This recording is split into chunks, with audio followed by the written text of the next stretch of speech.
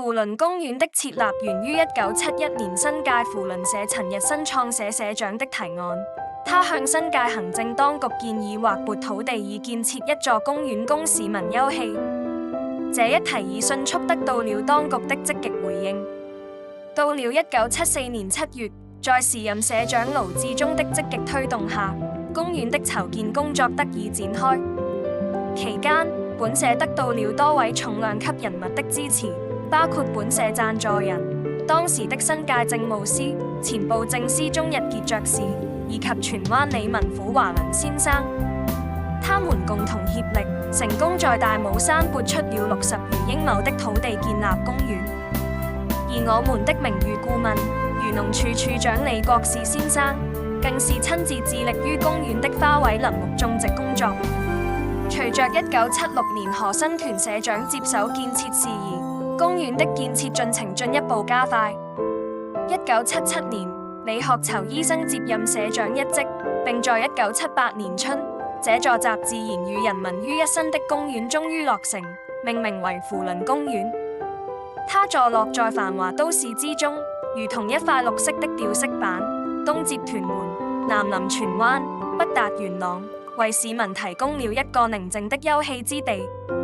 1978年，在何新榮前社長的領導下，扶輪公園得到了更多的資金支持，進而興建了公園諮詢亭及洗手間。公園的發展並未止步。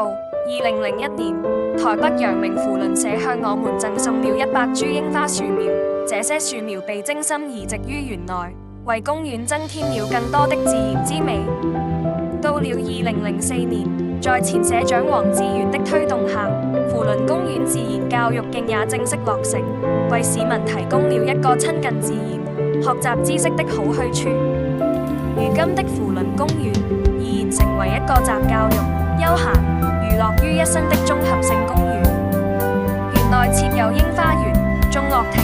扶輪亭、扶輪觀景台、扶輪營地、扶輪公園自然教育徑、日晷、燒烤爐、公共洗手間、清潔設備、小食亭等眾多設施，深受市民的喜愛。扶輪公園不僅是市民休閒的好去處，更是傳播扶輪精神的重要地標。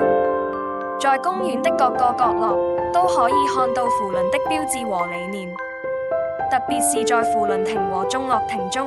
我們還設置了二維碼，方便市民在休息時通過手機掃描了解扶輪的核心價值、超我服務及4大考驗。扶輪公園承載着傳承和弘揚扶輪社精神的重任，將傳統與現代、教育與娛樂巧妙地融合在一起。